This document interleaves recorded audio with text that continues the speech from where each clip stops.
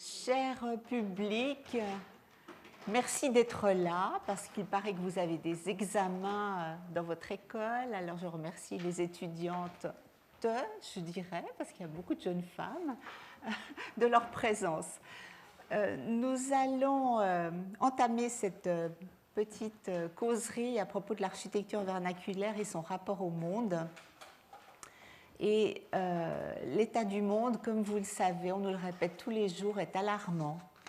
Et il ne fait pas de doute que l'industrialisation du bâtiment joue un rôle qui est loin d'être minime dans l'altération du climat. La planète est à bout de souffle, l'accumulation de CO2 entraîne des effets climatiques que nous constatons tous les jours.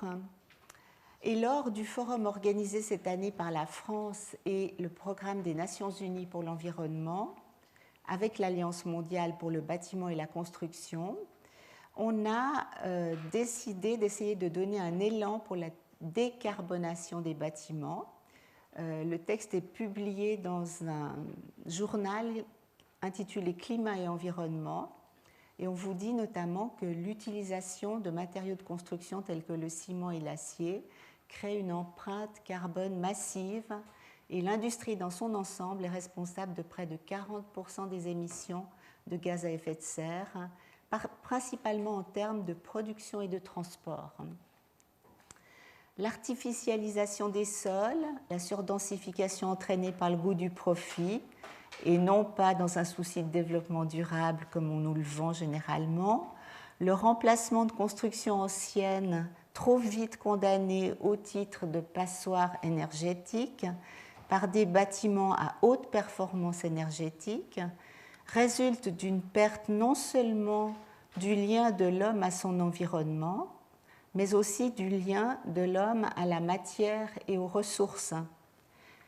Les ressources qui ont été exploitées jusqu'à être épuisées.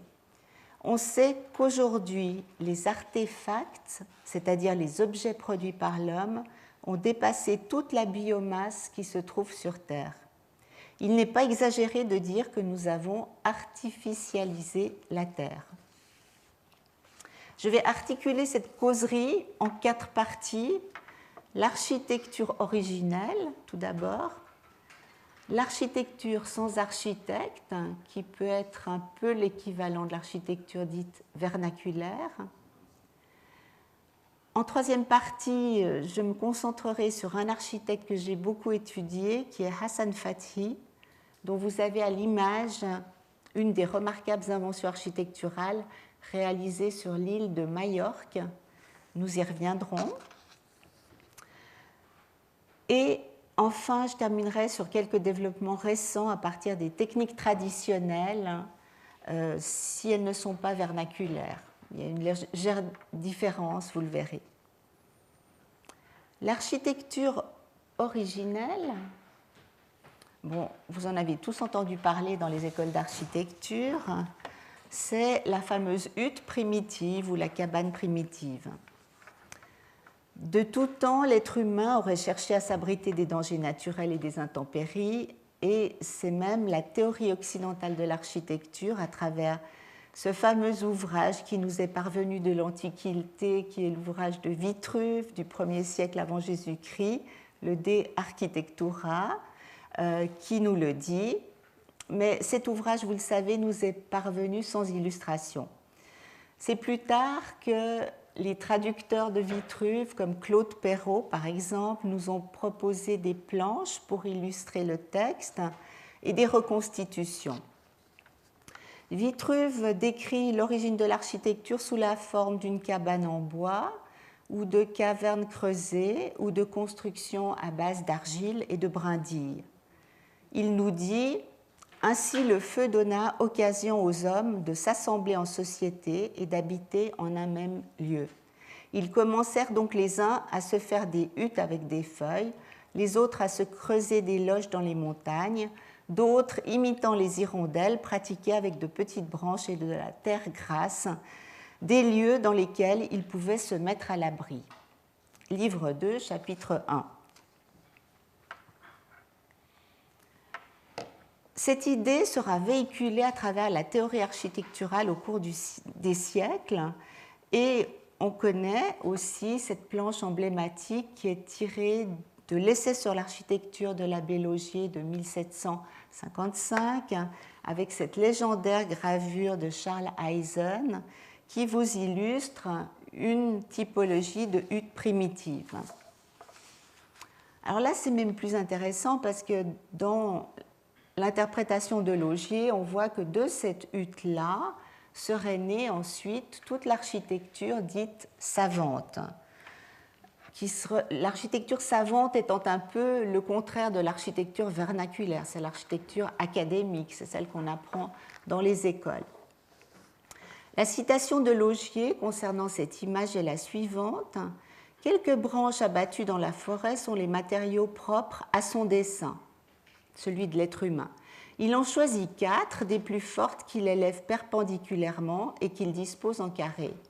Au-dessus, il en met 4 autres en travers. Et sur celles-ci, il en élève qui s'inclinent et qui sont couvertes de feuilles assez serrées pour que ni le soleil ni la pluie ne puissent y pénétrer. Et voilà l'homme logé. Il est vrai que le froid et le chaud lui feront sentir leur incommodité dans sa maison ouverte de toutes parts. Alors, il remplira l'entre-deux des piliers et se trouvera garanti. Telle est la marche de la simple nature, c'est par l'imitation de ses procédés que l'art doit sa naissance. La petite cabane rustique que je viens de décrire est le modèle sur lequel on a imaginé les magnificences de l'architecture. C'est en se rapprochant dans l'exécution de la simplicité de ce premier modèle que l'on évite les défauts essentiels, que l'on saisit les perfections véritables. Les pièces de bois élevées perpendiculairement nous ont donné l'idée des colonnes, les pièces horizontales qui les surmontent nous ont donné l'idée des entablements, enfin les pièces inclinées qui forment le toit nous ont donné l'idée des frontons. Voilà ce que tous les maîtres de l'art ont reconnu. On est en 1755, le goût est en train de tourner, on va quitter l'architecture baroque très décorée, chargée, pour se tourner vers un style plus rigoureux, le néoclassicisme. Et dans le fond, Laugier, il essaie même d'expliquer l'architecture néoclassique à travers cette cabane primitive telle qu'elle est représentée ici. Mais je ne vais pas vous parler d'architecture occidentale trop longtemps, c'est juste un début. Il y en a encore un petit peu. L'idée de l'habitat primitif a pu s'incarner de différentes manières. Le Corbusier, plus connu pour ses unités d'habitation, réalisées grâce à l'industrialisation lourde du bâtiment, construit pour lui-même en 1951 à Cap-Martin une maison de vacances, on peut appeler ça comme ça, minimale, une sorte d'architecture essentielle en rondins de bois. Le cabanon de Le Corbusier est à la fois une œuvre d'art totale et un archétype de la cellule minimum fondée sur une approche ergonomique et fonctionnaliste absolue. Donc, vous voyez ici 2 illustrations de cette cabane. L'extérieur à droite, où l'on voit bien effectivement ces rondins de bois, et l'intérieur sur l'image qui se trouve en bas à gauche. C'est une modeste construction en bois recouverte d'un bardage de croûte de pin et d'un toit en pente. Tout tient dans une cellule carrée de 3,66 m sur 3,66 m et 2,26 m de hauteur, mesure empruntée au modulor. L'intérieur est aussi entièrement en bois. Il y a 2 fenêtres de 70 cm. Dans la surface qui fait seulement 15 mètres carrés, donc c'est extrêmement petit, Le Corbusier dispose tout ce dont il a besoin pour y vivre, un coin repos, un coin travail, un coin toilette, un lavabo. Lui-même en parlait dans les termes suivants, il disait qu'il s'agit d'une sorte de cabine de bateau parce qu'on surplombe la mer, il aimait beaucoup se baigner dans la Méditerranée où du reste il est mort noyé, comme vous le savez, un certain nombre d'années plus tard. Et cette recherche est un peu l'aboutissement d'une recherche sur la notion de cellule minimum qui renoue d'une certaine façon avec le mythe de la cabane primitive et qui fait paradoxalement écho aux initiatives d'autoconstruction ou d'habitats vernaculaires qui se multiplient à l'échelle de la planète. Antérieurement, pendant la Seconde Guerre mondiale, Le Corbusier avait publié un manuel destiné à propager l'idée de l'autoconstruction pour pallier aux besoins essentiels des personnes les plus démunies. Cette notion d'autoconstruction est importante en lien avec le vernaculaire. Bien entendu, nous y reviendrons. Et l'extrait de texte que je vous cite vous explique comment on peut soi-même se faire une maison, selon Le Corbusier, des murs en n'importe quoi, n'ayant pas de charge réelle à supporter, faits de pisé ou de briques crues, ou des plots agglomérés avec un peu de chaux, ou même de maçonnerie de pierre et de briques prises dans les bâtisses croulantes des fermes abandonnées. De simples pans de murs sans trous ni autres fenêtres, pour peu de difficultés de confection, des murs pas plus hauts que 2 mètres jusqu'à maximum 4 mètres, qui peuvent être faits avec une main-d'œuvre non professionnelle. Enfin, une toiture de rondins et non pas de charpente en bois de sciage introuvable pendant la guerre. Des rondins de longueur identique cloués simplement ou chevillés sans jamais d'assemblage, pas de bois de scierie. Et par-dessus les rondins, une couverture de branchage et de mottes de terre avec un petit dispositif très simple de plâtre et de papier goudronné. Pas de tuiles, pas d'ardoise, pas de zin, rien de ce que nécessiterait une mise en œuvre professionnelle. Je pense que c'est important de garder ces propos en mémoire parce que dans le fond, en d'autres termes qui sont un peu plus techniques que ce qu'on pouvait lire chez l'abbé Laugier, il nous réexplique un peu son modèle de construction minimale pour la survie de l'être humain dans des conditions, cette fois, qui sont celles d'une guerre.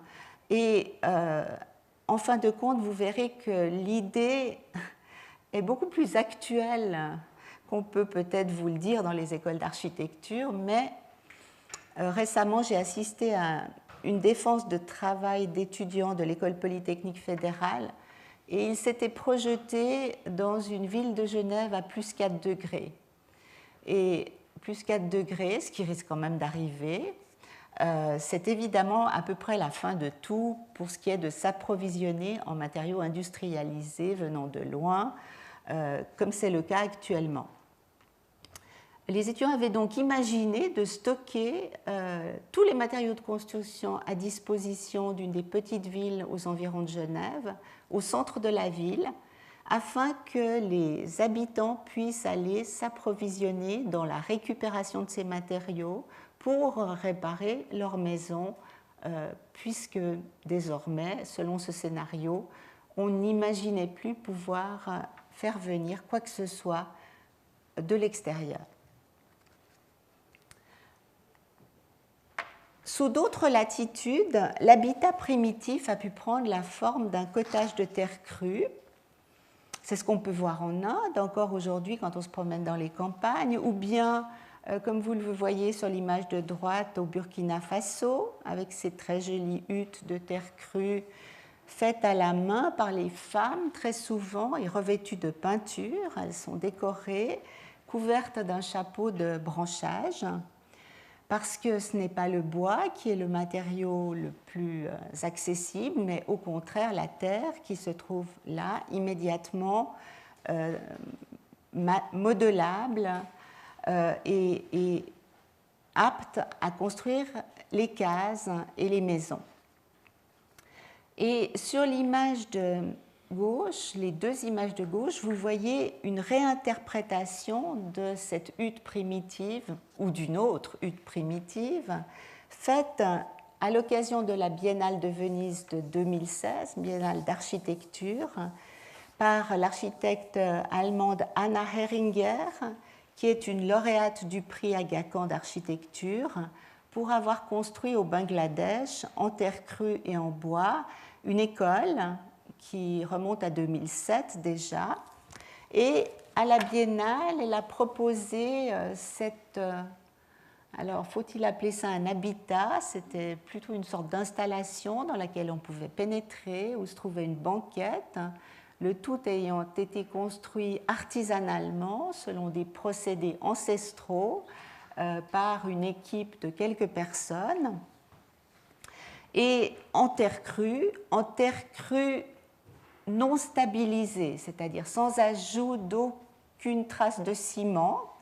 Anna Heringer est assez extrémiste quand elle le peut, quand on l'y autorise, quand la réglementation ne l'oblige pas. Et c'est la terre crue de base dont elle s'est servie pour donner à ce petit édicule qui a la forme d'un œuf, ça ressemble un peu à une poterie du reste, l'aspect qui est celui d'une sorte de hutte primitive, mais cette fois dans un autre matériau. Anna Heringer a laissé beaucoup de textes et en rapport avec cette biennale, elle nous disait 3 milliards de personnes sur cette planète vivent dans des bâtiments de boue. Parfois, on emploie le terme de boue pour la terre crue. Je trouve que c'est moins noble, mais bon. Et la boue reste le matériau de construction prédominant pour la population mondiale. On est en 2016, ça n'a pas tellement changé. De l'Amérique latine à l'Afrique, de l'Europe à l'Asie, il est disponible presque partout et à faible coût. Il provient directement de la terre et peut être restitué à la terre sans nuire à l'environnement. Il est utilisé depuis le début de l'habitation humaine à toute fin, que ce soit dans des contextes ruraux spacieux ou urbains denses. Son potentiel pour l'avenir est incroyable et encore inexploré.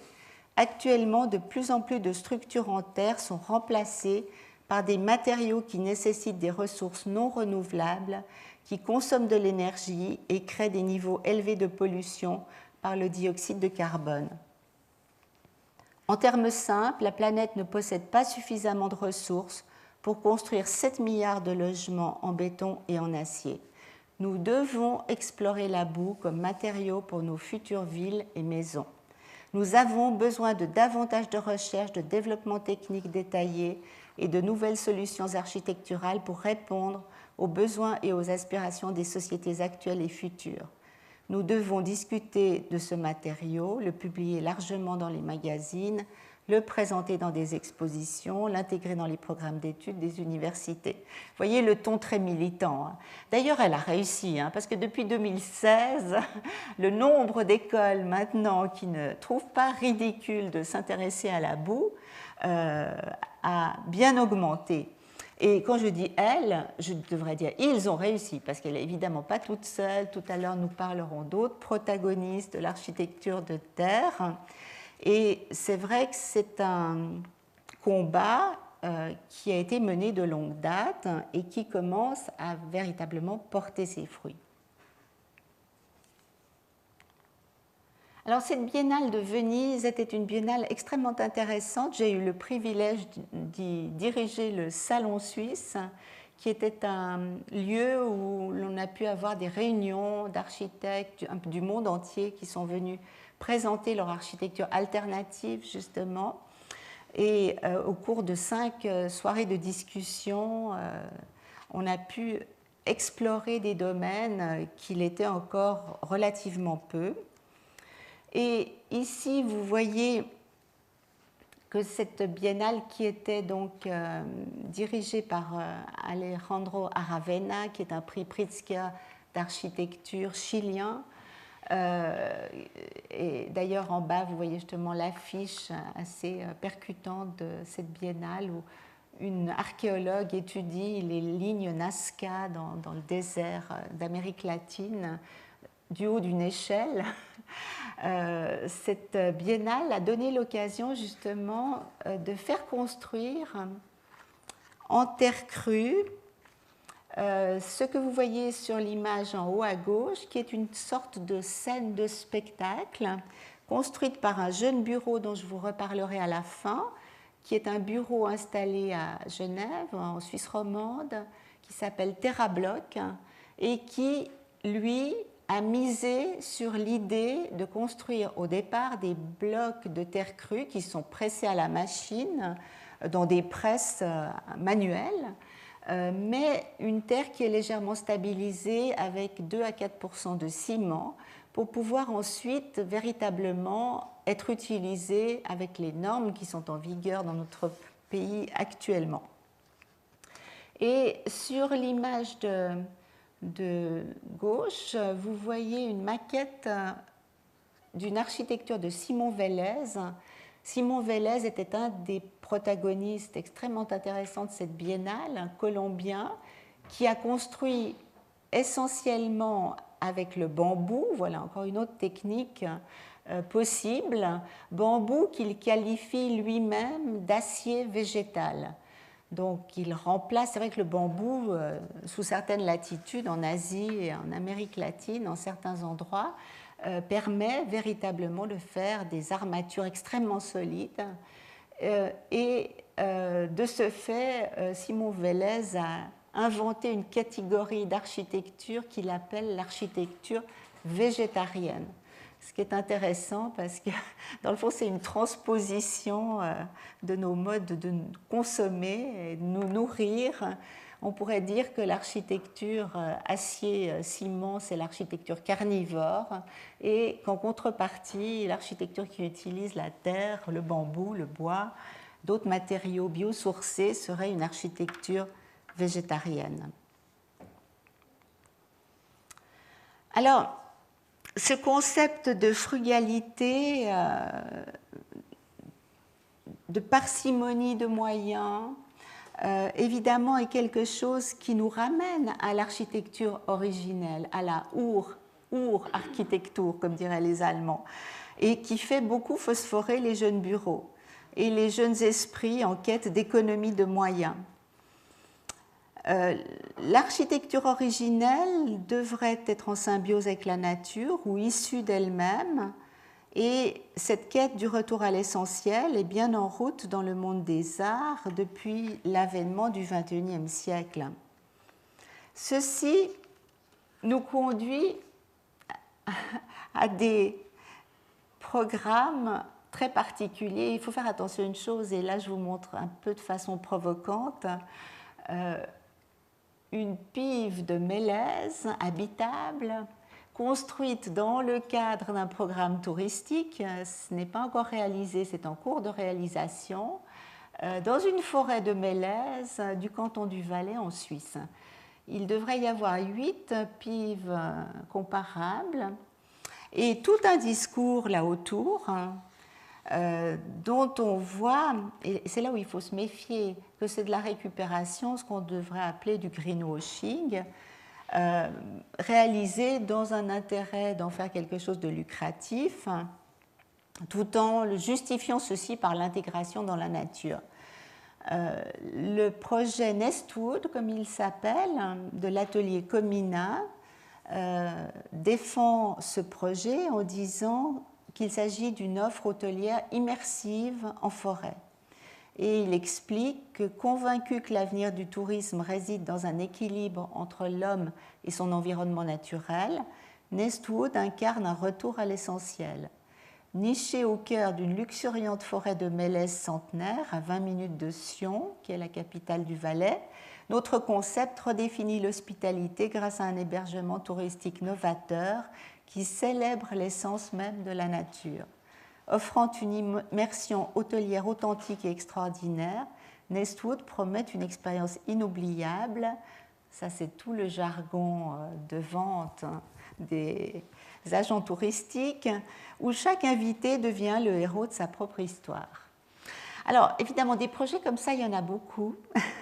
Et là, au bénéfice de ce retour à l'essentiel, de ce retour à l'unité d'habitat minimale, toutes sortes de propositions sont faites qui sont plus ou moins crédibles, légitimes et bien fondées. Par contre, vous avez tous entendu parler des tiny houses. Ça, c'est un phénomène qui nous vient des États-Unis. Si vous voulez des maisons roulantes, des bungalows qui se déplacent. et l'idée de vivre dans une tiny house, qui est donc une toute petite maison avec peu de mètres carrés à disposition, de façon minimale et très économe, est une idée qui fait aussi son chemin en Europe maintenant. Simplement, nous sommes généralement affrontés à des réglementations qui sont difficiles pour accepter ce genre de petites maisonnettes qui se déplacent, qui n'ont pas de fondation, et à moins d'avoir un terrain privé où les y installer, pour l'instant, en tout cas en Suisse, on connaît pour ainsi dire pas d'exemple. Autre, et je terminerai avec ceci pour la partie introductive. Autre élément intéressant de l'architecture vernaculaire, c'est évidemment l'architecture creusée. La grotte, on a des sites troglodytiques très importants qui sont classés au patrimoine mondial à l'heure actuelle, vous les connaissez sans doute, en Italie, Matera par exemple, en Iran il y a énormément de sites troglodytiques, et à Cadix en Andalousie, pas très loin d'ici, il y a toute une région qui sur plusieurs siècles a développé une architecture mi-creusée, mi-construite pour différentes raisons et qui continue de le faire. On a toujours des picadores qui continuent de creuser des grottes, non pas pour des touristes, même si dans certains cas c'est récupéré par l'activité touristique, mais pour les habitants. Alors, la région de Cadix, qui se trouve à l'est de Grenade, est une région assez désertique, où il fait extrêmement chaud en été et plutôt froid en hiver. C'est une région aride.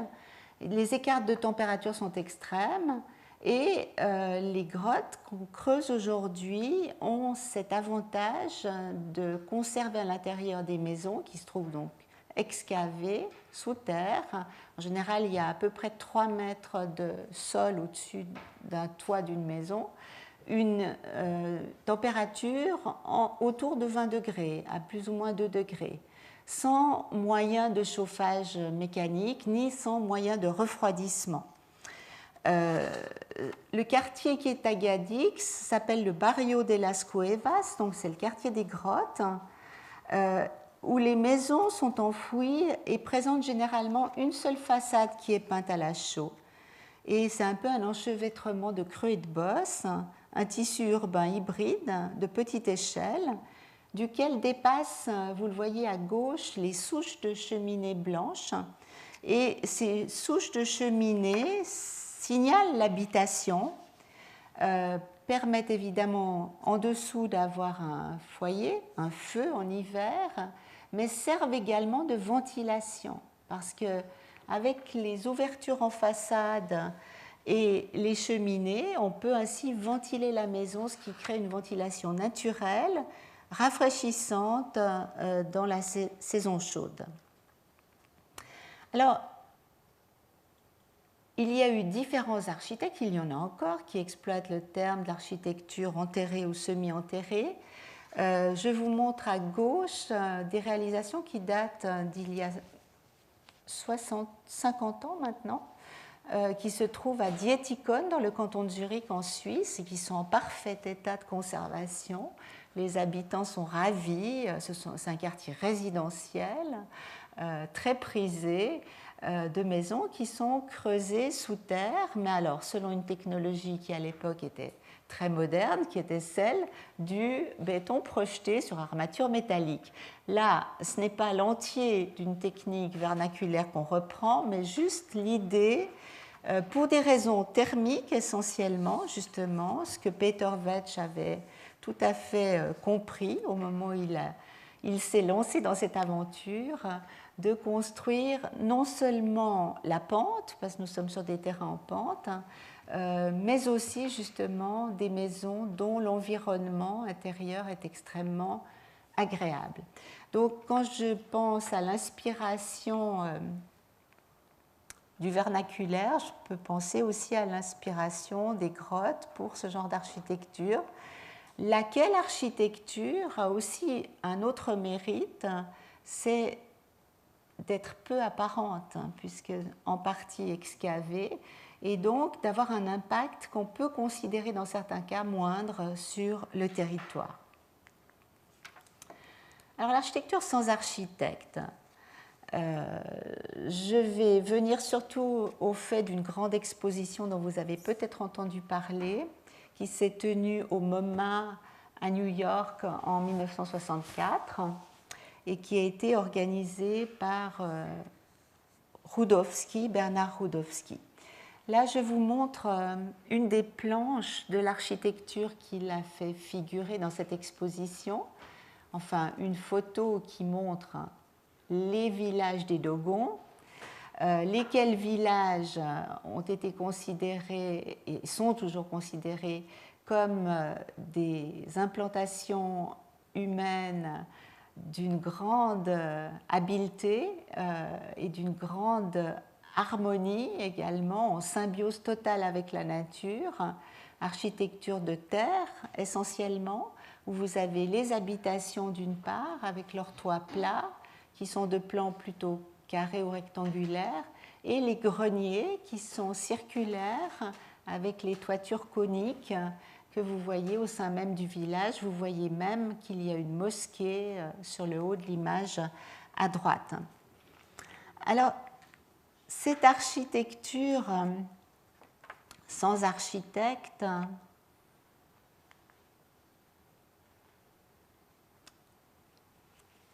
dans le fond, nous l'avons tous connue.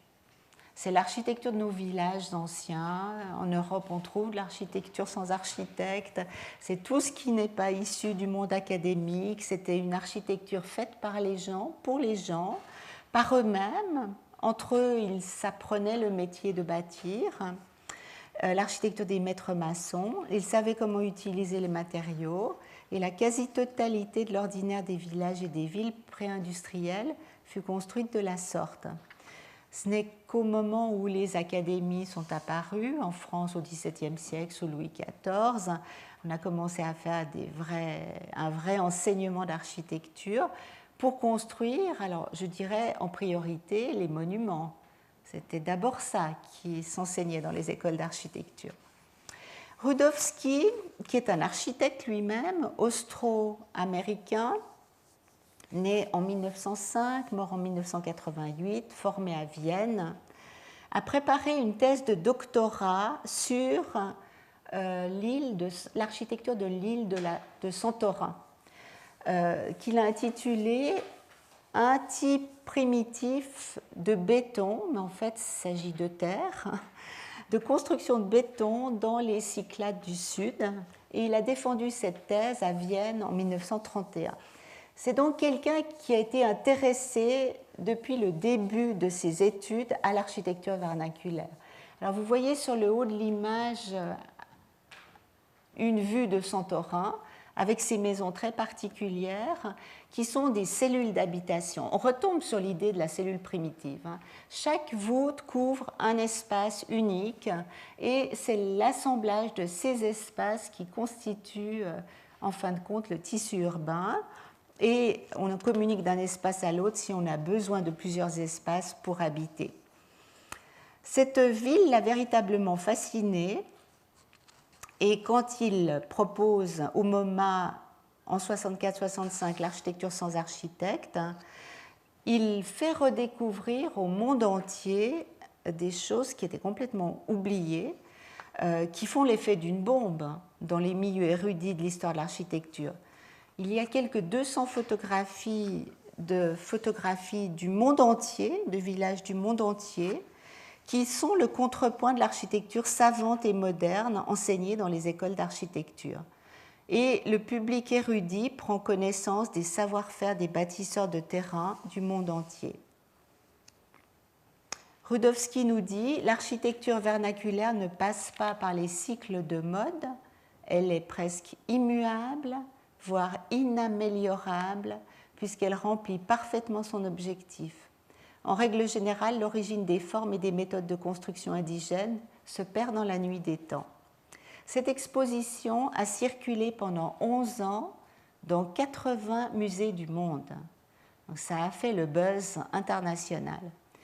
Depuis ce temps, plusieurs sites vernaculaires ont été patrimonialisés au titre du patrimoine mondial de l'UNESCO, comme le pays des Dogons, que je vous montrais tout à l'heure, l'architecture de pierre sèche des Cinque Terre en Italie, les meuki finlandais en bois ou l'architecture troglodyte sur différents sites. La contribution de Rudowski n'a pas seulement mis en valeur les constructions vernaculaires, mais elle a aussi fertilisé la pensée et la création architecturale mondiale, puisqu'on pourrait dire que des architectes comme le finlandais Alvar Aalto, ou l'Indien Charles Correa, ou le Sri Lankais Geoffrey Bawa se sont beaucoup inspirés des traditions de leur pays. Alors voilà le vernaculaire que nous connaissons dans nos villages, nous connaissions, mais enfin quand on répare des vieilles maisons, on fait du vernaculaire la plupart du temps, il faut bien. C'est ce que vous voyez à droite, ou bien le vernaculaire qui se pratique en Inde aujourd'hui. Je vous disais, c'est souvent le fait des femmes. Les femmes sont des bâtisseuses dans plusieurs pays en voie de développement, tant en Afrique qu'en Asie. À la fin des 30 Glorieuses, il va y avoir, enfin, dès 68. Bon, 68, c'est une date importante, particulièrement pour vous qui êtes en France. C'est là qu'a commencé une certaine révolution.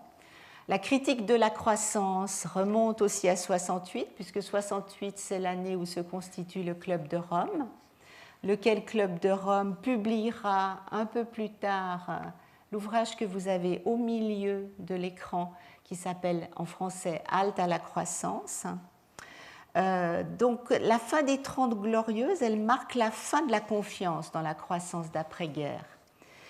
Et dans ces années 70, il va y avoir, enfin je vous dis 70 à la Suisse, mais c'est 70, 70, il va y avoir une remise en question importante qui va se faire jour et qui va contribuer à se détourner de la modernité et de ses acquis technologiques. C'est le moment d'ailleurs où paraîtra chez Actes Sud la première édition du livre de Hassan Fathi dont je vais vous parler, Construire avec le peuple l'histoire d'un village d'Égypte, Gourna. C'est un peu plus tard, justement, le fameux rapport Meadows, issu du Club de Rome, un rapport de 4 jeunes scientifiques du MIT, le Massachusetts Institute of Technology, qui parle des limites de la croissance et qui met en exergue les dangers pour l'environnement et pour l'humanité de la croissance économique et démographique que connaît alors le monde, qui dit clairement il faut trouver l'équilibre entre population, production, ressources et espaces disponibles, sinon les générations prochaines devront payer le prix de notre imprévoyance et notre égoïsme. Bon, nous y sommes, parce que nous n'avons évidemment pas pris les mesures à ce moment-là. Nous commençons à payer le prix de tout ça. Et le fiasco de la récente COP29 qui s'est tenue en Azerbaïdjan résulte de l'ignorance dans laquelle les politiques ont tenu ce rapport. Or, l'industrialisation lourde nécessaire aux bâtiments, la surenchère des exploits architecturaux de grande envergure, la course aux constructions les plus hautes du monde, toute cette compétition imbécile et arrogante nous ont éloignés des valeurs sûres de l'autoconstruction, de l'architecture située et du vernaculaire. Et tandis qu'on redécouvre l'architecture sans architecte, l'heure est aussi à l'avènement de la critique du mouvement moderne. Je vous montre un seul exemple ici, mais il y en a d'autres. C'est l'ouvrage de Peter Blake qui s'intitule en anglais « Form follows function ». En français, le titre est un peu laborieux. C'est « L'architecture moderne est morte à Saint-Louis, Missouri, le 15 juillet 1972 à 15h32 ». Pourquoi ? Parce que voilà ce qui s'est passé. On a pour la première fois dynamité une partie d'un grand ensemble qui était tout neuf pourtant, grand ensemble construit par un Japonais, Minori Yamazaki, le même qui d'ailleurs a construit les tours du World Trade Center. On va dire qu'il n'a pas eu de chance avec son architecture. Et ce complexe résidentiel était devenu dangereux, inadapté aux utilisateurs, il y avait de la délinquance, de la violence, et l'auteur, Peter Blake, se sert de ce point de départ pour dire que c'est la fin de l'architecture moderne, qu'il faut cesser de démolir, de construire des édifices en hauteur, des projets gigantesques produits par l'industrie de la construction, qui est responsable de tous ces produits. Dans son chapitre intitulé « La quête de la technologie », Blake met en corrélation l'explosion démographique et l'industrialisation. Il cite d'ailleurs, vous connaissez peut-être Doshi, qui était un des suiveurs de Le Corbusier à Chandigarh, et qui lui déclarait en Inde donc que la seule façon de résoudre les problèmes cruciaux des logements dans son pays, l'Inde, consiste à revenir à la construction en bois et en briques faites de boue et de paille, que ces matériaux ne coûtent pas de pétrodollars, comme on les appelait à l'époque, enfin, c'était le terme des années 70, et que d'autre part, l'Inde, ainsi que le reste du monde, ne manque ni de main ni de bonne volonté, c'est-à-dire revenons aux techniques traditionnelles et à l'autoconstruction. Alors, je ne sais pas l'heure qu'il est, parce que je n'ai pas de montre et je ne veux pas... Il est 49. 49. Bon, je vais accélérer, mais je ne vais en tout cas pas faire l'impasse sur Hassan Fathy parce que je pense que c'est important. Alors, la notion d'architecture appropriée. Alors, Hassan Fathy est un architecte égyptien qui a eu une renommée internationale, à la suite notamment de la publication de cet ouvrage qui s'intitule « Construire avec le peuple » que je vous ai montré rapidement tout à l'heure. Hassan Fathy, vous voyez ici une réalisation de lui qui est une maison pour un particulier construite avec la technologie vernaculaire, je vais y venir dans un instant, est quelqu'un qui était extrêmement concerné par... d'une part, l'autoconstruction pour les classes de population défavorisées. Il fallait que celles-ci puissent construire leur maison elles-mêmes. Concerné par l'idée de décoloniser l'Égypte, qui avait été quand même occupée successivement par les Français puis les Anglais, et qui voyait effectivement arriver sur son territoire les technologies de construction occidentale lourdes. Et il souhaitait à tout prix essayer de faire revivre les manières de faire égyptiennes. Il a écrit des pièces de théâtre, ce n'est pas seulement un architecte, c'est un homme aux talents multiples. Et vous voyez une illustration à gauche qui représente... les héros du conte intitulé « Le pays d'Utopie », écrit en 1949, qui se promènent sous la protection de la déesse égyptienne Nout, qui est représentée comme la voûte céleste. Donc ils sont dans le cosmos.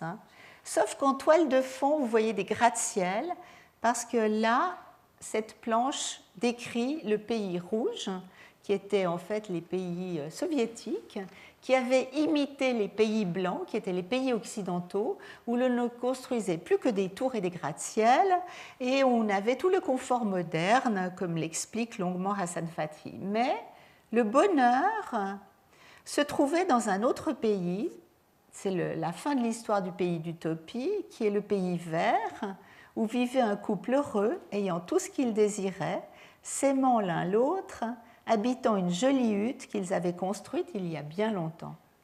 On revient à la hutte. Donc, le moins on a, le plus on est dépouillé, mais le mieux on est en harmonie avec la nature.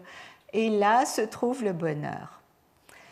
Donc, Fathy va se voir confier une commande qui va être très importante, c'est celle de reconstruire un village en Haute-Égypte pour reloger une population déplacée. Il va vouloir le faire en utilisant la technique traditionnelle de la brique crue. Et pour ce faire, il va même justifier l'emploi de cette brique crue en nous montrant que la reine Hatshepsut elle-même, vous le voyez dans la gravure, moulait avec un cadre de bois des briques crues. Donc il donne une sorte d'ascendance divine à ce matériau extrêmement simple.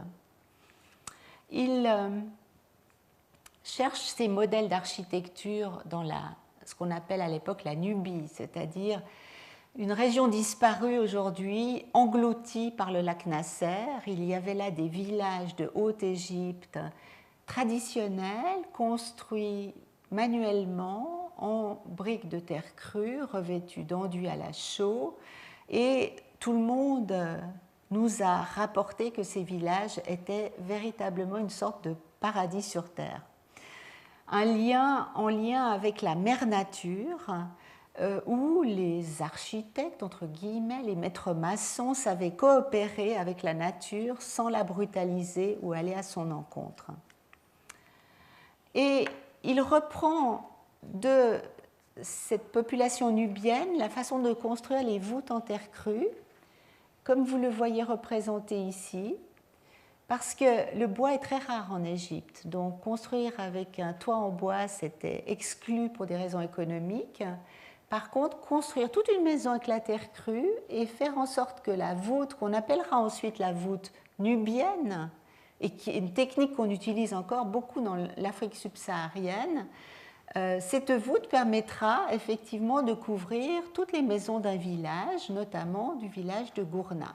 Il travaille avec des équipes de maçons qu'il fait venir d'Assouan, de Haute-Égypte. Vous voyez Ala Eldin, qui était un de ces maçons privilégiés. C'est-à-dire le rapport entre l'architecte, le maçon et la population est quelque chose de très étroit. Gourna, et là on voit cet amour justement dans la représentation graphique très esthétique du village, puisqu'on voit le village en élévation, une partie. On voit les plans des maisons, si on veut, c'est un vrai dessin d'architecte. Mais en plus, il vous montre la nature. Il vous montre la montagne de Thèbes avec la vache sacrée. C'est la divinité qui gouverne Gourna, justement, qui est derrière et qui regarde. Il faut que le village soit sous ses bons auspices. Et puis on voit aussi la végétation. Donc il reproduit des arbres qu'on peut reconnaître. Je ne vais pas entrer dans le détail. Le palmier d'Aume, etc., les dattiers, etc. Donc, pour lui, concevoir un village, c'est l'inscrire dans le territoire, dans la nature, dans mère nature même, c'est le terme qu'il emploie, et sans qu'il vienne troubler le paysage. Et donc, ce village doit être en autoconstruction. Il dit très clairement, un homme ne peut pas construire une maison, mais 10 hommes peuvent faire un village. Et effectivement, tout le monde s'y est mis. Là, vous les voyez en train de monter les murs de terre crue de ce village de Gourna. Alors, la théorie de Hassan Fathi, évidemment, n'a pas fonctionné comme il aurait souhaité, parce que les populations déplacées ne voulaient pas habiter à cet endroit-là, qui avait été choisi pour eux par l'administration. Le village a été un fiasco, malheureusement, il existe encore partiellement, mais le livre a été un succès en 1970, en français, puis ensuite en anglais. Il y a des rééditions constamment. On dit que c'est le 3e livre le plus lu en histoire et théorie de l'architecture. Construire avec le peuple. Par contre, Hassan Fathi aura beaucoup de succès auprès des clients plus aisés qui sauront reconnaître l'intelligence de sa façon de travailler en s'appuyant sur la tradition et les façons de faire vernaculaires. Et vous voyez ici comment il réinterprète, mais dans une architecture contemporaine, tous les éléments traditionnels de l'architecture arabe qui permettent par exemple de ventiler les maisons comme les claustras ou les moucharabiés qui font entrer l'air et à travers l'air lequel l'air peut circuler. Parce que ça, c'est un point très très important et vous voyez le dessin qui est en bas à gauche vous le montre. Une maison traditionnelle arabe telle qu'on pouvait les voir dans le Caire historique. C'était une maison où la pièce centrale était le salon, qu'on appelle Ka'a ou Durka'a, et cette pièce était couverte d'une sorte de tourelle percée de jour. Et vous voyez par ailleurs qu'il y avait aussi des apports d'air qui venaient par des sortes de tours à vent. Donc ces éléments extérieurs qui se projettent permettaient de faire entrer l'air dans la maison et toute une circulation s'installait pour donner un confort climatique à ces maisons. Alors, je crois qu'il doit être bientôt 19h et si on va avoir une discussion, je ne vais pas faire trop long. Je veux juste peut-être conclure avec ce petit mot parce qu'aujourd'hui, ces principes, au moment où Fathi les a élaborés, n'ont pas été compris. Non plus par le gouvernement. On est vite passé sous le gouvernement de Nasser dans les années 60, et Nasser, qui était proche de l'URSS de l'époque, a importé la technologie lourde. Et donc, finalement, en Égypte comme partout, l'industrialisation du bâtiment a triomphé. Mais on devrait dire qu'aujourd'hui, après peut-être le choc de la grande exposition de Rudowski au MoMA, les traditions constructives et populaires qui réapparaissaient tout d'un coup sur le dessus de la scène et qui se confrontaient à la culture architecturale savante, ce sont peut-être aujourd'hui deux choses qui sont en train de se réconcilier ou de se rapprocher, parce que, dans le fond, les circonstances nous y portent. Le besoin de simplicité, de frugalité, de durabilité de l'architecture vernaculaire, qui ont fait l'objet de recherches et d'enseignements, permettent de procurer à l'architecture sans architecte un statut qui devient presque académique. Je ne sais pas ce qu'il en est à Saint-Étienne, mais en tout cas, dans nos hautes écoles polytechniques fédérales, on enseigne l'architecture vernaculaire aujourd'hui et on y place beaucoup d'espoir pour demain parce qu'on pense qu'il y a véritablement une réconciliation nécessaire entre deux mondes qui étaient trop longtemps clivés. Je vais m'arrêter là parce que ça serait bien que nous discutions. J'avais encore beaucoup de choses à vous dire. J'ai été trop ambitieuse pour ma causerie. Mais je vous remercie de votre attention.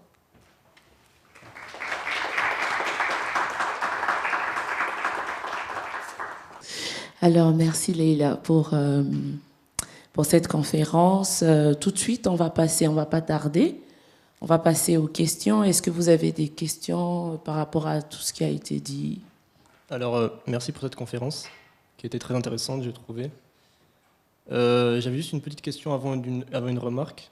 Ma question, c'était, vous avez dit, le moins on a, le plus on est dépouillé, le mieux on est en harmonie avec la nature, et là est le bonheur. Je voulais savoir si c'était Hassan Fathi qui avait dit ça.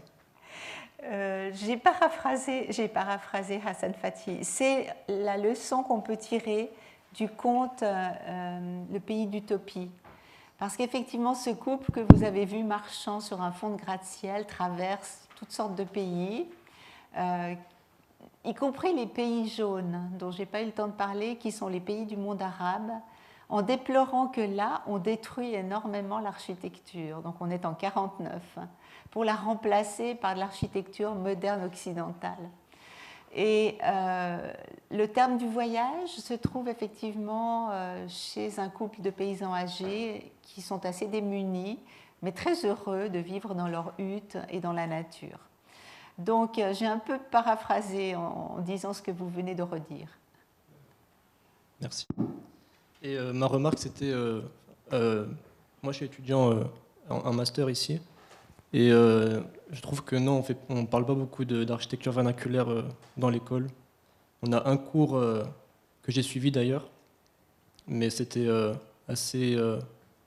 Enfin, on n'en parle pas autant qu'apparemment vous en Suisse. Voilà.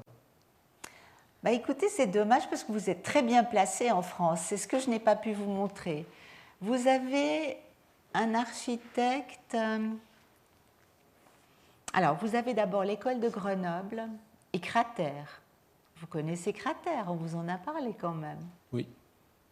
C'est le plus grand laboratoire d'architecture de terre qui existe depuis les années 70, pionnier en Europe, et qui continue d'enseigner effectivement la construction essentiellement en terre, mais pas seulement, qui a les grands ateliers de l'île d'Abo.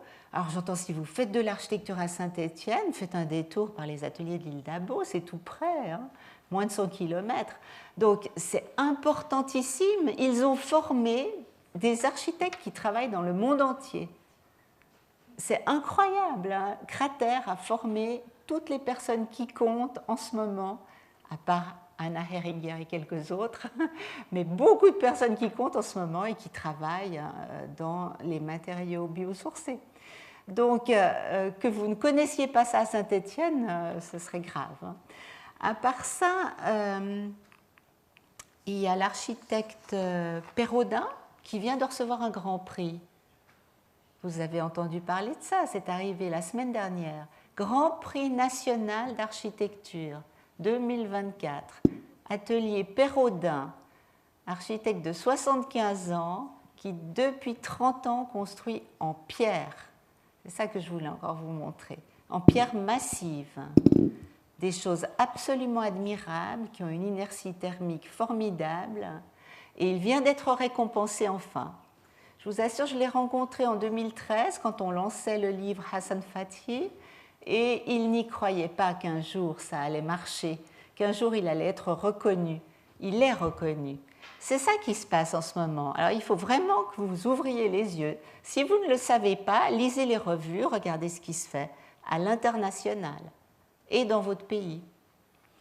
Par ailleurs, qu'est-ce qu'il y a encore en France? Il y a un autre architecte dont vous auriez dû entendre parler, c'est André Ravero. Ça vous dit quelque chose? Ravero? Le Mzab en Algérie.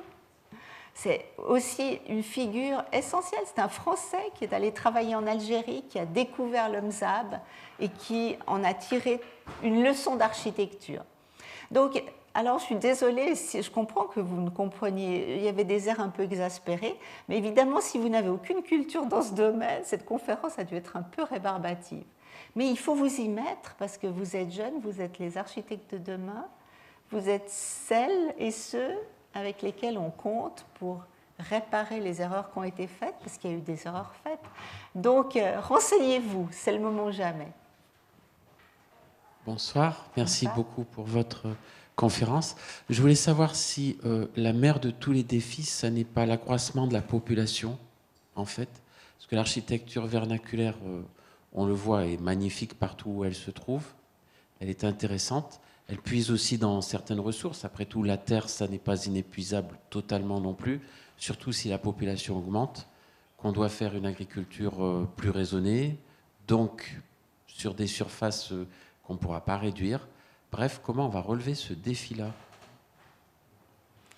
Alors, vous faites une remarque tout à fait pertinente.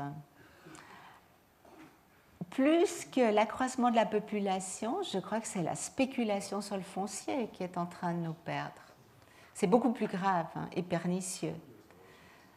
Dans les villes, quand on voit, peut-être pas à Saint-Étienne, vous avez de la chance, vous êtes un peu épargnés, mais dans des métropoles, dans une ville comme Genève, le prix du mètre carré est devenu ahurissant et on laisse des locaux vides.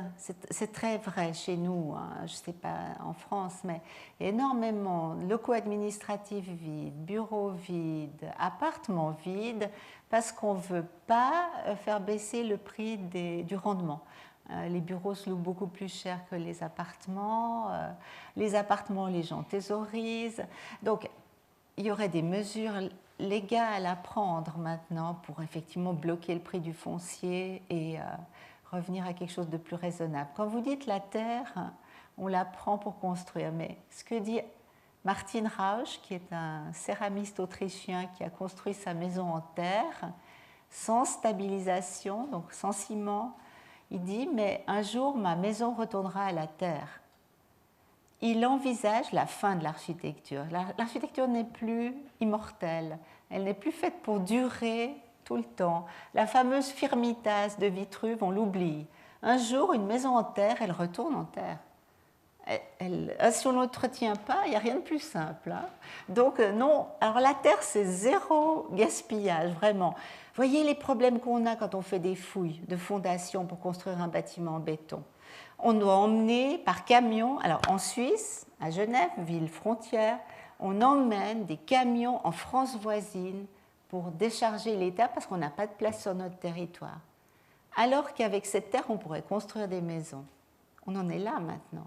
Et ce jeune bureau TerraBlock dont je vous ai parlé récupère justement les terres de fondation, fait ses briques et construit au même endroit. Pas besoin de camions pour transporter des matériaux, rien. Donc c'est l'économie circulaire par excellence. Non, ça, alors, ce n'est pas une vraie raison. On va garder les terres agricoles, bien sûr, mais là où on construit, c'est déjà des terres constructibles. Donc c'est formidable si on peut tout employer sur place. Et on peut.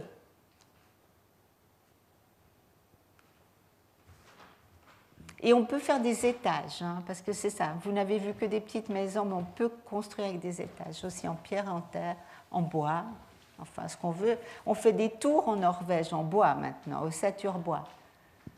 Ce n'est pas forcément toujours non plus optimal, mais on peut le faire.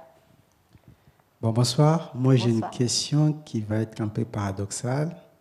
J'essaie d'imaginer nos grands-parents qui construisaient avec les terres cuites, qui n'ont pas fait l'école d'architecture. Et je prends des diplômés qui ont fait l'école d'architecture, avec plein de diplômes. Maintenant, il y a un paradoxe parce que ceux qui ont fait des écoles aujourd'hui avec les matériaux, avec tout, détruisent la planète. Et à ce moment-là, comment réconcilier les deux mondes, en fait? Qui est architecte, qui n'est pas architecte? Je vais juste vous montrer quelque chose, c'était la dernière image. Voilà.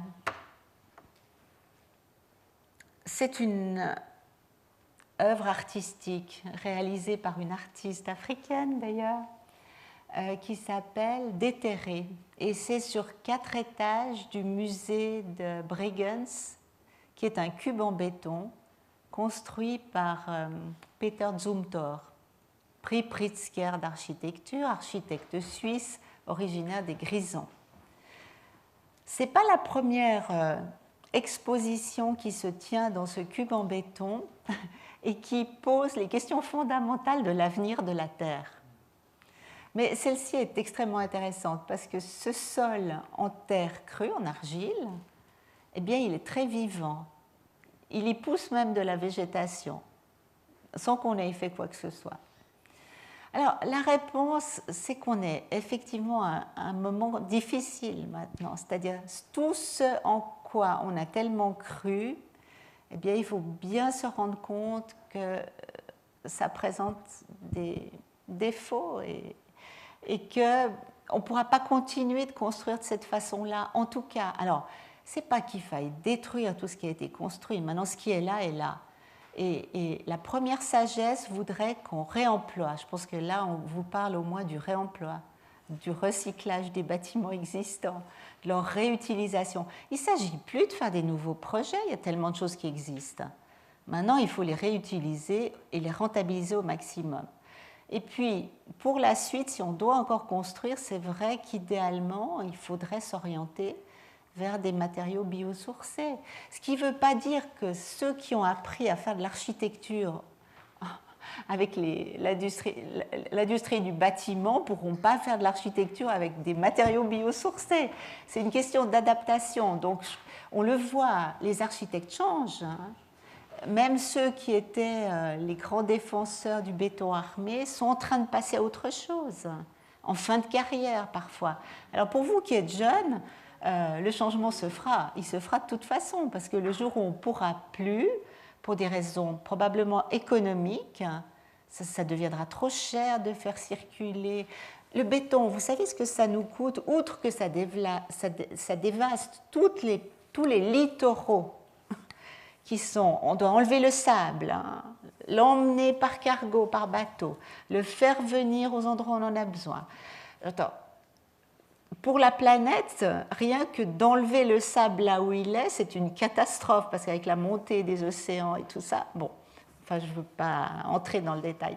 Mais le jour où on ne pourra plus transporter les matériaux de cette façon-là, il faudra qu'on trouve d'autres matériaux qui sont à proximité ou qu'on réemploie des choses qui existent, ce qui est aussi possible.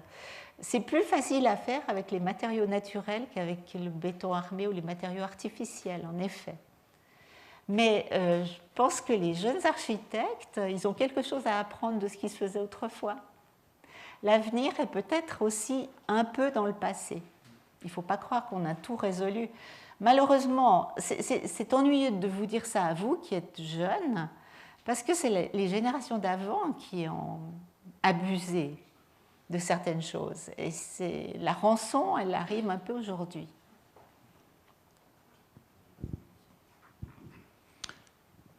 Bonsoir, madame.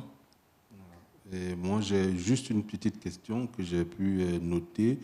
Ma question, c'est quels sont les principaux défis pour préserver et valoriser l'architecture vernaculaire face à l'urbanisation croissante et à la standardisation des matériaux de construction? Vous avez raison, c'est une vraie question. C'est au niveau politique que les décisions doivent se prendre. Et quand on voit qu'au niveau politique mondial, quand il s'agit du climat, c'est si difficile de se mettre d'accord, on a beaucoup de chemin à faire. Il faudrait, dans les pays, en Afrique évidemment, le vernaculaire, il y en a beaucoup, il y en a encore beaucoup. Et il faudrait vraiment une prise de conscience intérieure au pays de la valeur de cette architecture. Et la densification galopante, qui est l'apanage de toutes les villes au monde, probablement qu'à un moment, elle va s'arrêter. Elle va probablement s'arrêter. On ne peut pas continuer. Enfin, les ressources sont limitées. C'est ce que disait le rapport Mido des années 70, le rapport Halte à la croissance. Les ressources sont limitées sur la planète, donc on ne peut pas continuer d'exploiter encore et encore et toujours plus.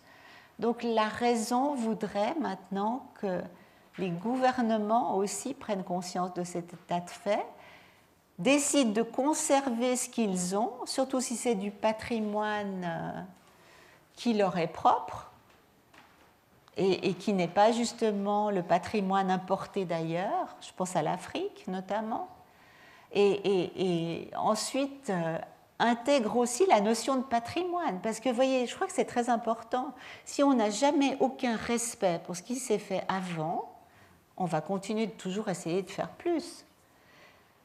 Tout à l'heure, je discutais avec Jessica, je crois, et on parlait ou son collègue, on parlait des bâtiments modernes d'Afrique qui sont en triste état. C'est des bâtiments qui ont été construits par les colonisateurs souvent, mais parfois ce sont quand même de beaux bâtiments. Mais il faudrait commencer par prendre conscience de tout ça et le valoriser et l'entretenir. Je crois qu'il n'y a aucune période qui est à jeter de tout ce qu'on a. Il faut tout garder. Mais maintenant, il faut faire attention à la suite surtout. Où chercher les bonnes sources d'inspiration pour continuer le mieux possible. Tout en gardant ce qu'on a. Il faudrait ne plus détruire aussi. On détruit beaucoup trop. À Genève, en Suisse, c'est une hécatombe permanente. Et on ne sait pas quoi faire des matériaux de démolition. C'est comme les camions de terre d'excavation.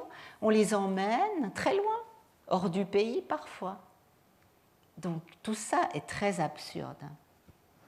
J'entends, si on parle à notre petite échelle, nous, en tant qu'individus, on nous demande de faire des économies, de ne pas laisser couler l'eau du robinet quand on se lave les dents, de ne laisser qu'une lumière dans son appartement, dans la pièce où on se trouve, de ne pas gaspiller les ressources, de faire attention au contenu de son réfrigérateur.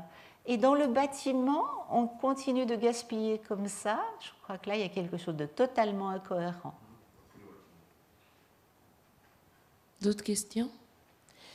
Au fond, oui. Merci pour cette conférence. Je veux dire, est-ce que vous avez un recul, même si c'est récent, sur l'architecture qui se passe, un peu expérimentale, qui se passe au Qatar, en Arabie Saoudite, qui sont effectivement face à des usures de moyens. Il y a aussi cette approche qui est différente. Est-ce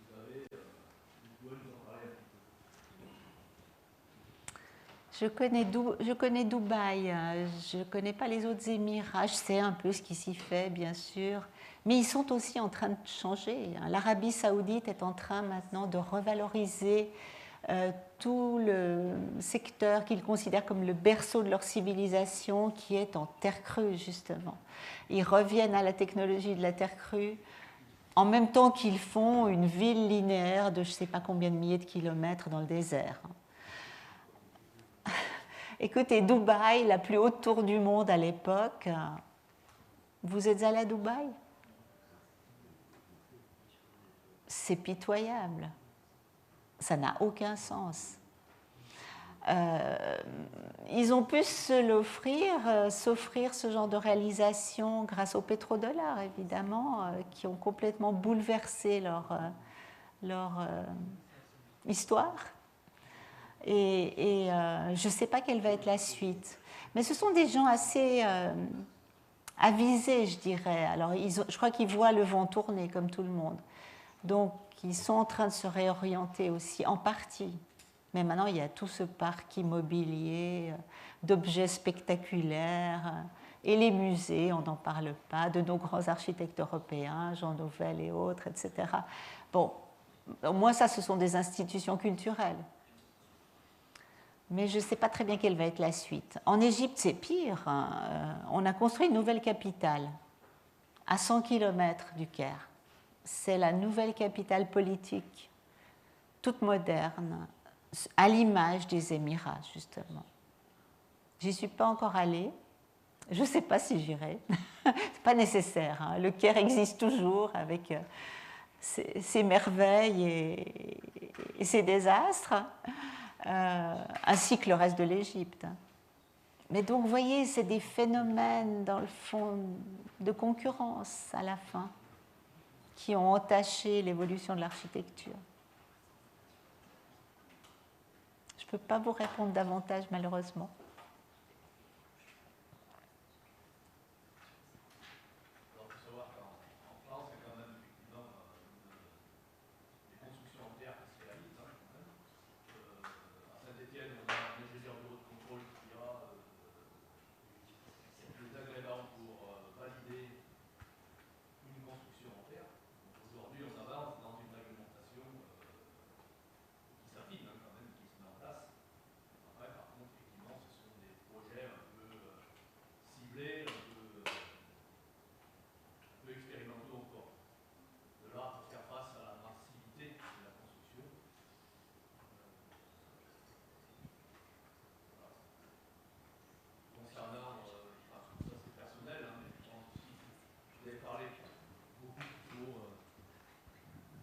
Effectivement, quand on doit travailler sur les bâtiments anciens, bon, tout ce qui est cloisonnement intérieur, par exemple, à l'époque, ça se faisait en briques, aujourd'hui, ça ne se fait plus. Là, c'est pourquoi? Parce que c'est très lourd, donc ça implique des contraintes structurelles énormes. Aujourd'hui, on a pu s'affranchir de ça, je ne vois pas comment on va pouvoir y revenir. Par contre, effectivement, vous l'avez bien nommé, tout ce qui est bâtiments spécifiques, musées, écoles, lycées. Pérodin a beaucoup travaillé sur ces sujets-là, hein, donc sur des chais viticoles. Oui. Voilà. Donc des projets qui se prêtent à ce type de construction.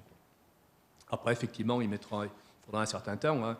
Il faut réouvrir des carrières, il faut remettre en place tout un système économique. Donc voilà, ça existe.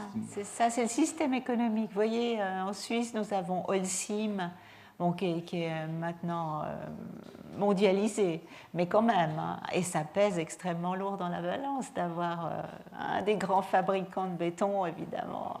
On ne s'en débarrasse pas comme ça. Après, personnellement, je pense qu'on est plus dans les mixités de systèmes constructifs, quoi. Il y a des projets qui s'y prêtent, d'autres qui ne s'y prêtent pas. Tout ça dans une relation économique, quoi. C'est pour ça que je faisais référence un peu à ces pays arabes, parce que, bon, effectivement, ils ont des moyens. Ils ont des moyens, et effectivement, c'est une démarche qu'ils peuvent mettre en avant, et ils peuvent pousser la recherche, et effectivement, à grande échelle, quoi.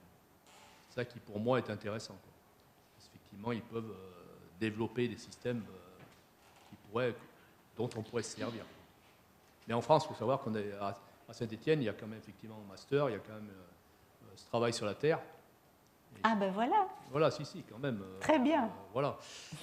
Après, ce sont des constructions très, je dirais, très marginales.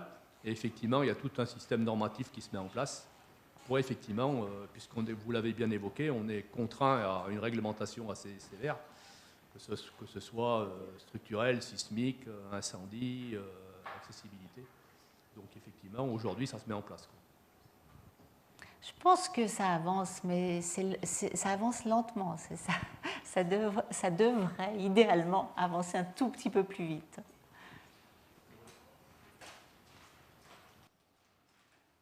Moi, j'aurais deux questions. La première sera relative à la création d'écoles d'archi dédiées à ces architectures vernaculaires.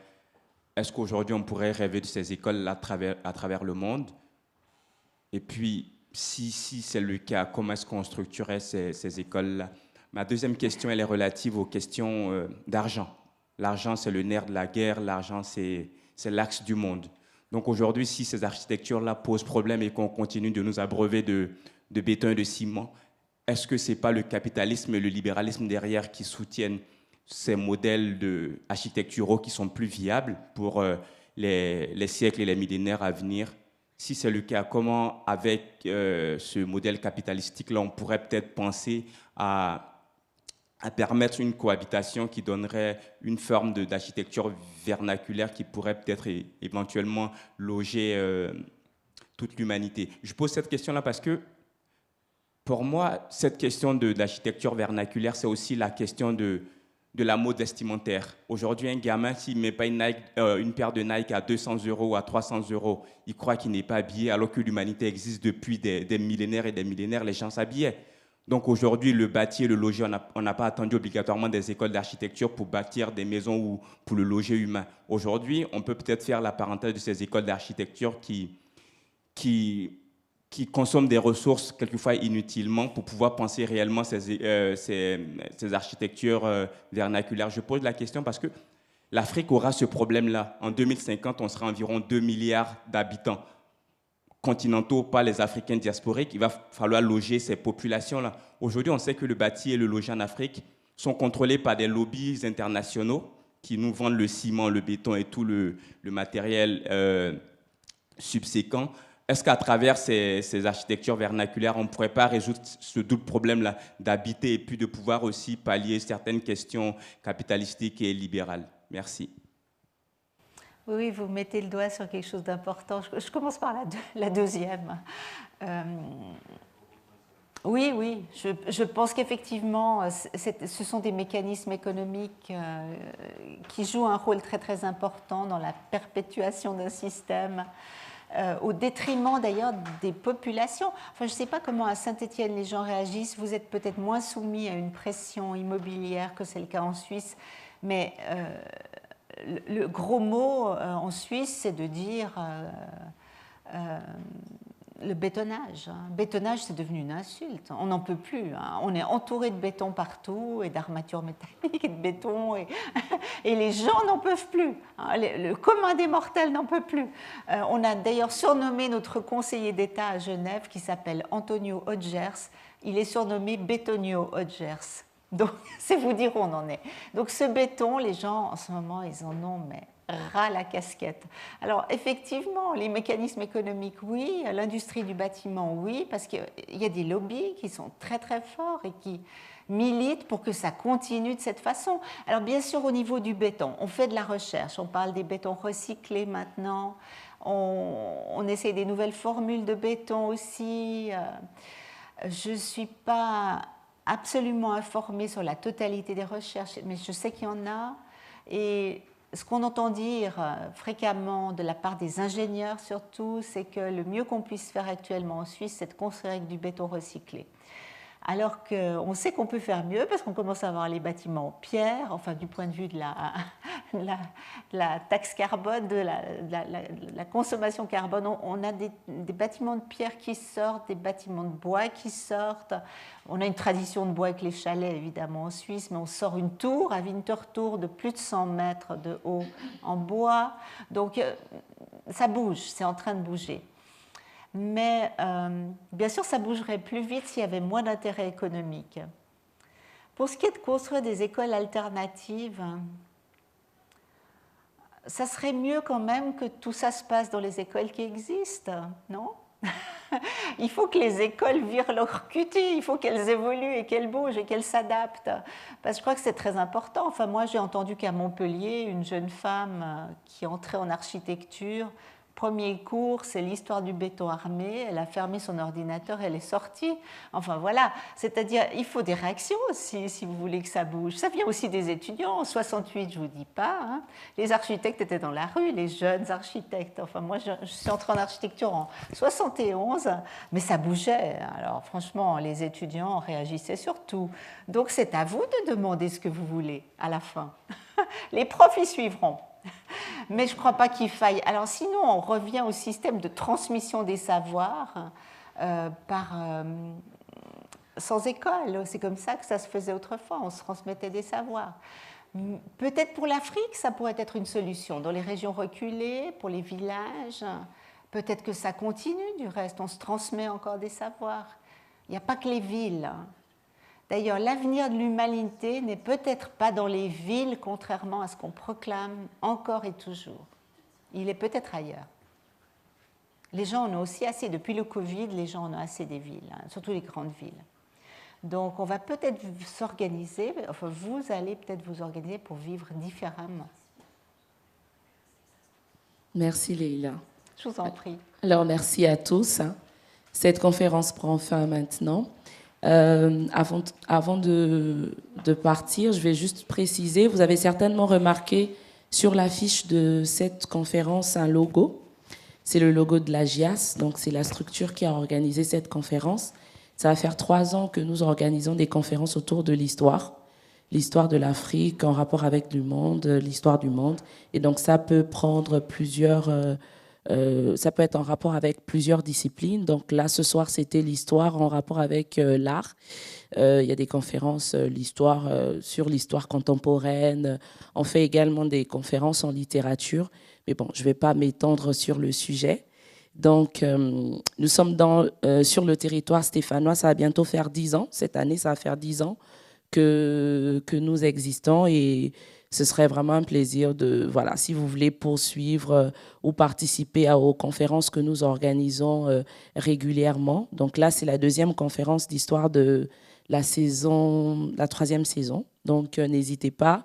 On pourra à la fin vous donner notre mail ou prendre votre contact si vous voulez participer à d'autres conférences. On va se retrouver juste à la sortie. On a prévu un petit casse-croûte. C'est vraiment la surprise de l'une des membres, on ne savait pas. Donc, on va se retrouver à la buvette qui est juste à côté. Et si vous avez d'autres questions, la professeure, elle sera là. Donc, vous aurez la possibilité de poser d'autres questions. Donc, je vous remercie encore et passez une bonne soirée.